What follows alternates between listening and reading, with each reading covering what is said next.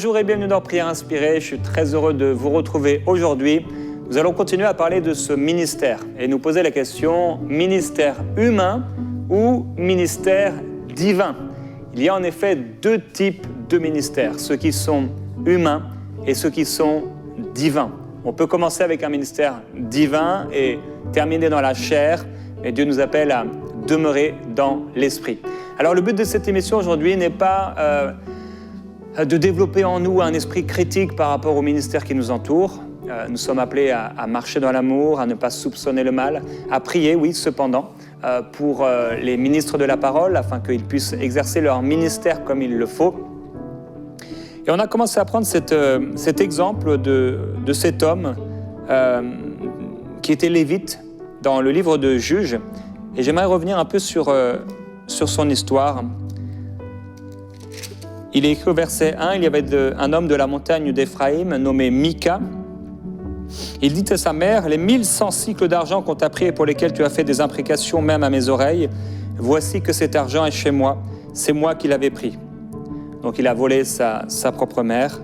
Et sa mère dit, « Béni soit mon fils par l'Éternel. » Il rendit à sa mère les 1100 cycles d'argent. Et sa mère dit, « Je veux consacrer de ma propre main cet argent à l'Éternel, afin d'en faire pour mon fils une statue et une image en métal fondu. C'est ainsi que je te le rendrai. » Et il rendit l'argent à sa mère prit 200 cycles d'argent qu'elle donna au fondeur. Celui-ci en fit une statue, une image en métal fondu. On les plaça dans la maison de Mika. Ce Mika eut ainsi une maison de Dieu, et il fit un éphod et des téraphins. Il investit l'un de ses fils qui lui servit de sacrificateur. Et le verset 6, « En ce temps-là, il n'y avait point de roi en Israël. Chacun faisait ce qui lui semblait bon. » Donc cet homme va faire dans sa maison, avec la recette de son vol qu'il va restituer, sa maman va faire donc cette statue qui est un objet d'idolâtrie, même si elle parle de l'Éternel, c'est un objet d'idolâtrie, et au temps où chacun faisait ce qui lui semblait bon. Donc cet homme ainsi que sa maman trouvent bon de rendre un culte à leur manière, selon leur façon d'imaginer, de raisonner, de comprendre les choses. Et ils se font quelque part une maison de Dieu. Voilà, comme on peut commencer une église parce que on a envie de prêcher ou on a envie de, je ne sais pour quelle raison, on pourrait vouloir commencer une église. Et là, il y a cet homme de Juda, de Bethléem de Juda, dont on a parlé cette semaine, ce Lévite qui séjourne là. Et finalement, Mika va lui dire, je vais te donner un salaire, je te donnerai des vêtements, etc. Tu seras à mon service, tu deviendras pour moi un père et un sacrificateur. Et le Lévite heureux, qui cherchait lui un endroit où vivre, il va servir Mika, cet homme qui s'est fait chez lui une maison de Dieu avec sa petite idole, sa petite statue, l'éphod, etc. Et voilà, les choses se font ainsi. Et on sait qu'il y a des vaillants hommes, des fils de Dan qui vont venir à ce moment-là, on en a parlé cette semaine, ils vont rencontrer le Lévite et ils vont reconnaître sa voix. Vous vous souvenez, même accent peut-être, mais quelque part, la voix du Lévite, la voix de Dieu dans la voix du Lévite est entendue, elle est perçue et les vaillants hommes vont faire appel à lui, à son service et à son don particulièrement, pour savoir si Dieu était avec eux dans leur entreprise, dans leur voyage, si ça allait fonctionner. Et donc le Lévite va leur répondre de la part du Seigneur. Et ils vont revenir un peu plus tard auprès de ce Lévite. Ils vont, ces 5 vaillants hommes, voler l'éphod, la statue, tout ce qui permettait de rendre un culte. Ils vont voler ça à Mika. Et ils vont aussi proposer quelque chose à ce sacrificateur. Ils vont lui dire... Alors que le sacrificateur va dire « Que faites-vous » Donc ce Lévite sacrificateur, quand ils vont commencer à prendre tous ces objets, le téraphin, etc., ils lui répondirent « Tais-toi » Ça commence mal pour l'entrée dans le ministère d'ailleurs. « Tais-toi, mets ta main sur ta bouche et viens avec nous. Deviens pour nous un père et un sacrificateur. Vaut-il mieux que tu sois sacrificateur pour la maison d'un seul homme ou que tu sois sacrificateur pour une tribu et un clan en Israël. » Il lui proposait une promotion. Le cœur du sacrificateur fut rempli de joie il prit l'éphod, les téraphins, donc il va les aider à voler, et la statue, et vint au milieu du peuple. Ils se remirent en route et partirent. Ça, c'est particulier. Alors, tout le contexte est bizarre et particulier. Le livre de Juges, à partir de ce chapitre et jusqu'à la fin, et d'ailleurs ce sera le dernier verset du livre de Juges, à l'époque, chacun faisait ce qui lui semblait bon. Et c'est ça la différence entre un ministère divin et un ministère humain. Un ministère humain, c'est peut-être quelqu'un, oui, qui est appelé par Dieu, peut-être même quelqu'un qui a reçu l'onction du ministère après la mise à part, il a été fidèle, mais à un moment, cette personne choisit de faire les choses de manière toute humaine. L'apôtre le dit, après avoir commencé par l'esprit, est-ce que vous allez terminer par la chair? Et il dira, mais comment vous pouvez accepter un autre évangile? Le premier arrive, il arrive avec un autre évangile et vous soumettez à lui. Il dira encore, ne devenez pas esclaves des hommes. Et donc voilà que on construit un ministère humain. Mika, dans sa propre maison, il construit une œuvre humaine. Le sacrificateur, le lévite, devient un ministère établi par un homme. D'ailleurs, il a écrit que c'est cet homme-là, Mika, qui était auparavant un voleur, est-ce qu'il était encore, je ne sais pas, et qui va l'investir. Donc, ils font faire les trucs à leur sauce. Et finalement, les vaillants hommes arrivent, ils reconnaissent que c'est un lévite, un sacrificateur. Ils lui disent, eh bien, il serait préférable pour toi de servir tout un peuple plutôt que de servir juste une maison. Et là, le cœur du sacrificateur est rempli de joie et il va les aider à voler. Après qu'on lui ait dit, pour commencer son ministère, tais-toi. Il se soumet à des hommes, il entre dans le ministère, ce nouveau ministère, d'une façon totalement charnelle, et à l'intérieur, il est rempli de joie, parce que pour lui, c'est la promotion. Waouh! Je suis promu, je vais devenir quelqu'un d'important. Ça, c'est un ministère humain. Combien d'hommes, frères et sœurs, sont passés à côté de ce que Dieu voulait parce qu'on leur a fait une proposition alléchante? Combien d'hommes et de femmes qui avaient été appelés par Dieu se sont précipités parce qu'ils ont été opportunistes? On les a invités quelque part, ils ont une proposition et paf, ils y vont parce que c'est intéressant. J'ai commencé à vous encourager hier, à vous qui êtes appelés au ministère de la parole, et je continue à le faire par cette exhortation.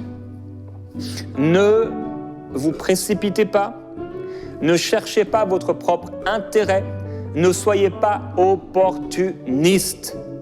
Quelqu'un a dit que nos propres plans, ça paye tout de suite. On a ce qu'on veut, mais ça coûte plus tard. Les plans de Dieu, ça coûte tout de suite, c'est dur, mais ça paye plus tard.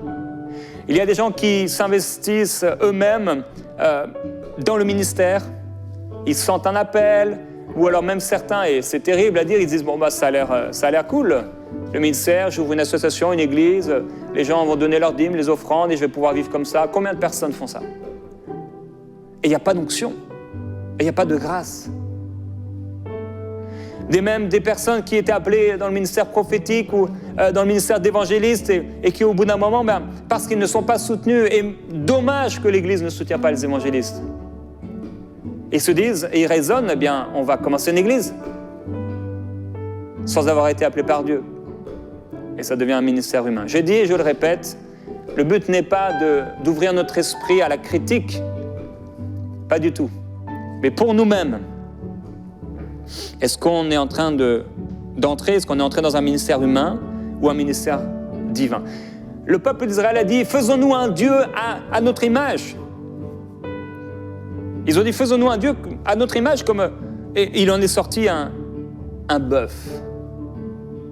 Et ils se sont écriés devant ce bœuf. Voici l'Éternel qui t'a fait sortir, qui t'a délivré du pays d'Égypte.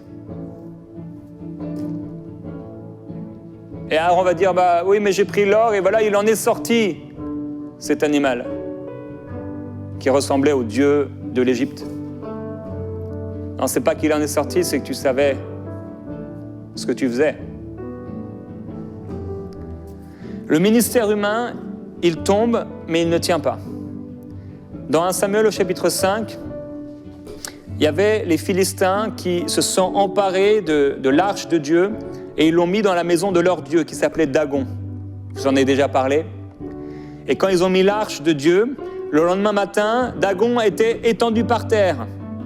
Alors ils ont remis leur Dieu à sa place. Et le lendemain matin, le Dieu à nouveau, Dagon était tombé par terre et sa tête, ses mains étaient abattues sur le seuil, il lui restait que le tronc. Et eux, leur raisonnement, c'est puisqu'il est tombé là, maintenant il ne faut plus qu'on marche là. Au lieu de se dire, mais on devrait se soumettre à l'arche de Dieu, ou plutôt au Dieu de l'arche. Ils font leurs choses à la manière, etc. Ça, c'est le ministère humain. Dieu montre à Jérémie 2 paniers de figues déposés devant le temple. Et Jérémie dit, un des paniers contenait de très bonnes figues et un autre panier de très mauvaises figues, immangeables. Mon frère, ma sœur, sur quoi tu veux bâtir ta vie, sur quoi tu veux bâtir ton ministère? Ne deviens pas esclave des hommes. On devient esclave des hommes quand on prêche ce que les gens veulent entendre, quand on se précipite, quand c'est des calculs. Obéir à Dieu coûte cher. Lui obéir, se soumettre à lui coûte cher. Mais il faut le faire. Et il faut le faire avec un cœur pur. Et il faut garder son cœur de toute amertume et marcher dans l'amour. Les apôtres ont dit, alors que Judas était parti, il faut qu'on choisisse un 12e qui nous a suivis, etc. Et qui remplace Judas. Et on lui donnera la charge d'apôtre. Et il est écrit, puis ils tirèrent au sort et Matthias fut désigné. Je ne sais pas vous, mais je ne pense pas que vous auriez aimé être tiré au sort pour obtenir un poste, une responsabilité, un ministère. On n'aurait pas aimé que Dieu au hasard nous prenne et tiens, toi, tu vas me servir. Il y aurait des choses à dire sur la façon dont ils ont fait les choses. Il y a 2 types de ministères. Un ministère qui est institué, établi, choisi par les hommes, et un ministère qui est institué, choisi, établi par Dieu. Et maintenant, Dieu travaille avec les hommes. Et ce serait dangereux de s'éloigner des hommes en disant « moi je sers Dieu et j'ai besoin de personne ». Parce qu'avoir de telles pensées, c'est le succès pour l'échec, à coup sûr. On a besoin les uns des autres. On fait partie d'un corps. Jésus, lui, va prier toute la nuit pour choisir ses disciples. Il prie toute la nuit et au matin, il va choisir ses disciples. Ça, c'est le ministère divin. L'apôtre dit dans Philippiens chapitre 3, « Faites attention aux chiens ». C'est dur. Faites attention aux mauvais ouvriers, faites attention aux faux circoncis. Et il dit pour lui-même, moi je considère toute chose comme de la boue. Parce que, à cause de la connaissance de Jésus-Christ. Il dit, portez les regards sur ceux qui se conduisent suivant le modèle que vous avez en nous. Soyez tous mes imitateurs. En effet, beaucoup se conduisent en ennemis de la croix de Christ. Je vous en ai souvent parlé, je le fais maintenant encore en pleurant.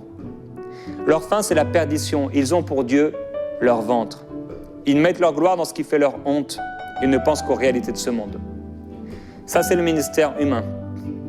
On sert Dieu pour notre propre ventre. On sert Dieu pour un salaire, comme ce Lévite. Micha lui a dit, je te donnerai 10 cycles d'argent par année. Et tu resteras là avec moi. Je te donnerai des vêtements, un salaire.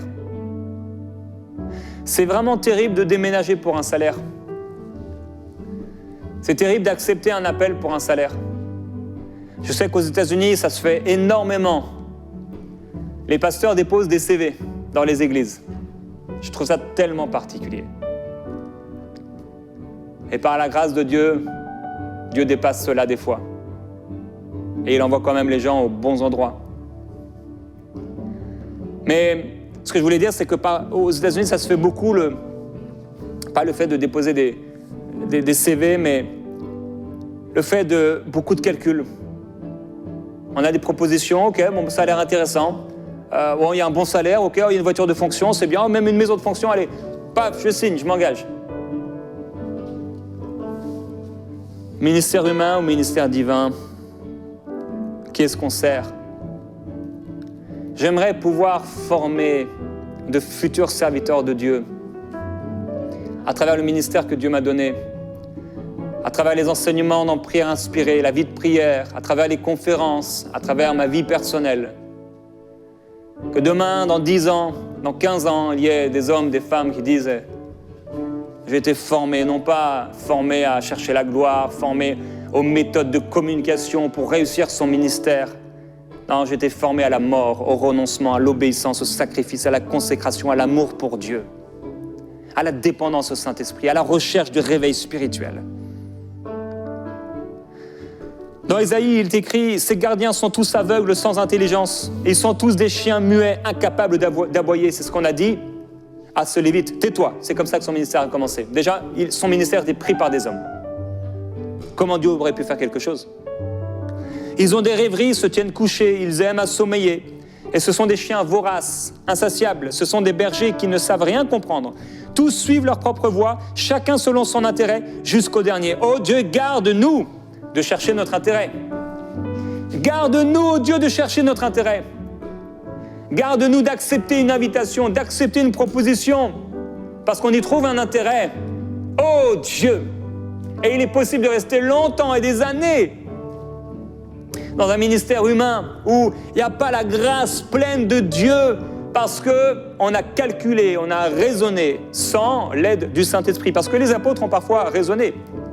Il est écrit, après réflexion, nous nous rendîmes à. Mais le Saint-Esprit était le premier dans leur vie. Ils se mettaient à part, ils jeûnaient, ils priaient avant d'établir quelqu'un. Ils cherchaient Dieu, ils étaient inspirés par le Saint-Esprit.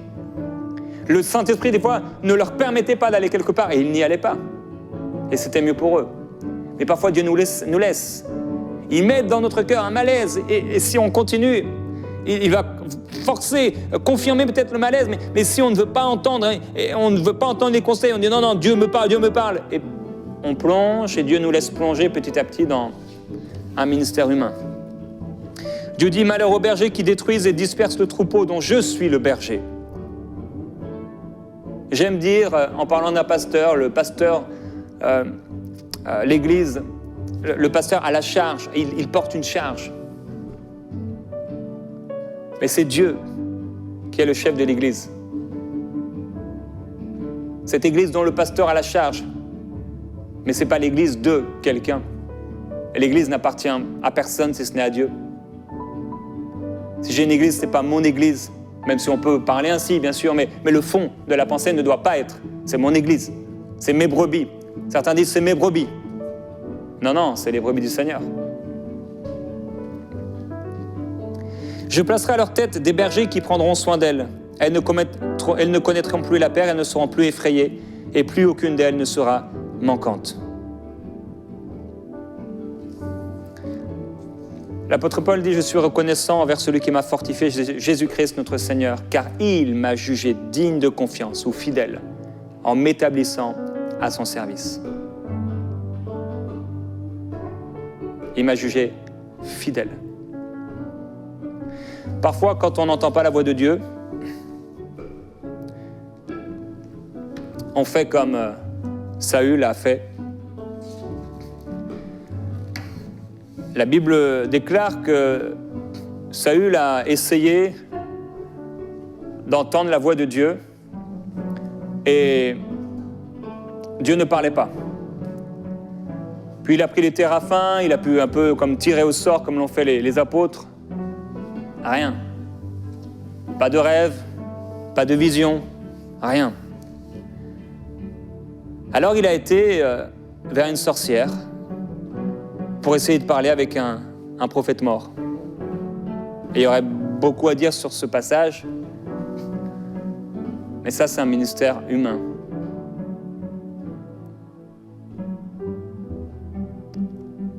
On on force les choses. Malheureusement, il y a dans cette génération, à cause entre autres des réseaux sociaux, des personnes qui se lancent entre guillemets dans ce qu'ils pensent être un ministère, mais ça n'a rien à voir avec le ministère. C'est un service, oui, peut-être qu'ils font, c'est une exhortation et c'est bien, c'est des messages qu'ils donnent, mais le ministère, c'est plus que ça.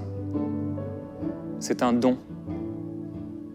C'est lui qui a donné les uns comme apôtres, les autres comme prophètes, les autres comme docteurs, évangélistes, pasteurs, pour le perfectionnement des saints.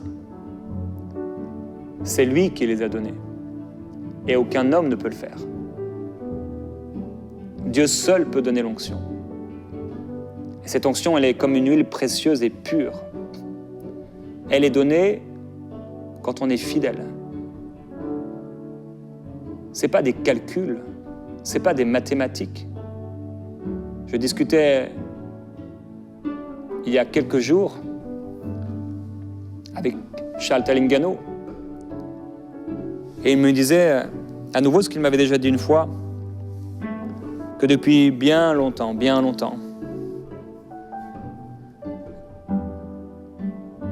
comme l'apôtre Paul, personne ne vient à lui pour savoir, aucune église, même qu'il aurait fondée, savoir ce que l'église reçoit, ce qu'elle donne. Et il vit par la foi. Nous vivons par la foi. Père, je prie,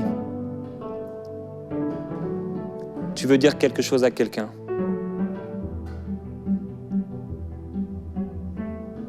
Même s'il y a des choses naturelles, avant tout, c'est divin et spirituel.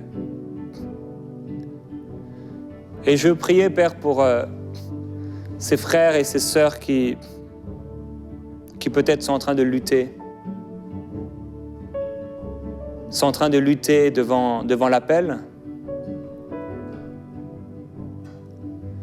sont en train de lutter devant le coût, le prix à payer. Fortifie-les. Je prie qu'ils passent par cette mort complète. Complète.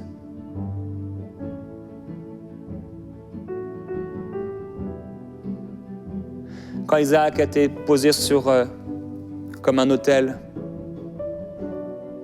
il ne s'est pas débattu pour partir, mais il est resté jusqu'à la fin. Et je prie, Père, que de la même façon, ses frères et sœurs ne fassent pas demi-tour, mais qu'ils puissent aller au bout de leur course. Et ton serviteur a dit que on n'est pas récompensé si on n'a pas suivi les règles. Je prie qu'ils suivent les règles que tu donnes.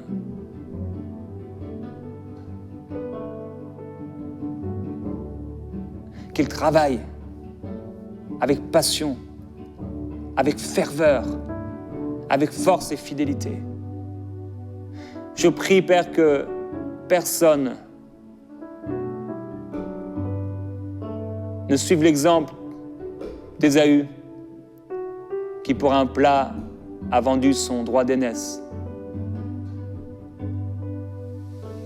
qui a servi son ventre parce qu'il avait faim,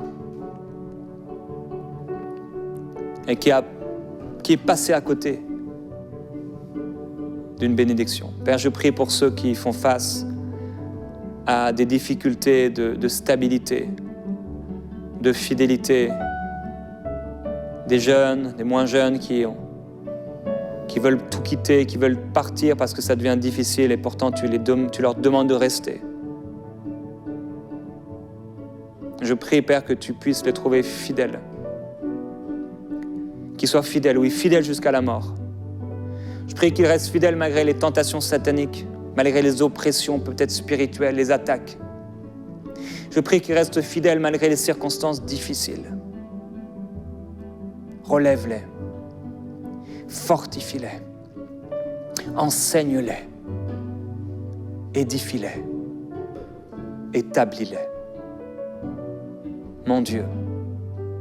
Je prie pour les serviteurs de Dieu qui m'écoutent maintenant.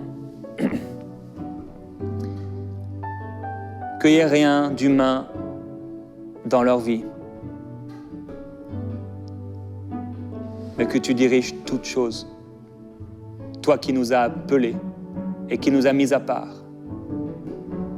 Nous prions afin que tu nous inspires, que tu souffles encore.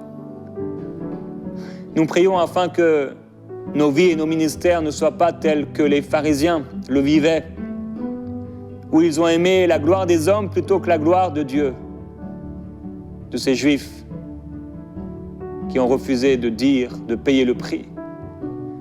Je prie que nous ne soyons pas comme ces pharisiens qui imaginons que le ministère, ce sont des beaux habits, c'est prendre la première place, c'est avoir, c'est posséder, c'est dominer, c'est gouverner, c'est contrôler. Non, Père, garde-nous de ces choses. Garde-nous de ces futilités. Garde-nous de ce qui est impressionnable aux yeux des hommes. Garde-nous de chercher à être impressionnant, à être grand, à être quelqu'un. Permets-nous, Père, de te suivre et de te servir jusqu'à la fin. Te servir avec ferveur, avec obéissance, avec fidélité. Oui, dis-le au Seigneur. Seigneur, me voici. Me voici, prends ma vie.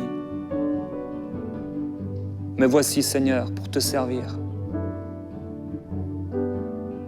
Me voici. Prends ma vie. Seigneur, prends mes mains. Je veux te servir. Je veux t'obéir.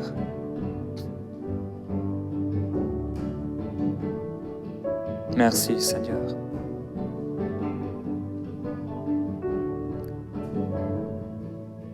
Merci parce qu'après avoir été éprouvé, pour un peu de temps, tu nous affermiras, tu nous fortifieras, tu nous rendras inébranlables. Et je prie, Père, pour ces ministres de la parole, qu'ils puissent être fortifiés dans leur être intérieur. Je prie qu'ils soient rafraîchis spirituellement. Je prie au Dieu qu'ils soient forts devant les tentations, devant l'ennemi. Qu'ils soient forts, Seigneur, devant la tentation de faire marche arrière ou de rentrer dans un ministère humain facile, agréable. Et qu'ils puissent continuer avec ferveur et passion à te servir et servir ton peuple. À amener ton peuple dans les hauteurs de l'esprit, au cœur de ta volonté, à rester focalisé sur le rappel, les âmes, l'avancement du royaume de Dieu. Je prie pour des ministères divins, du début jusqu'à la fin, inspirés par toi, ô Dieu, établis sur ta parole, forts dans l'esprit, au nom de Jésus-Christ. Amen. Gloire à Dieu.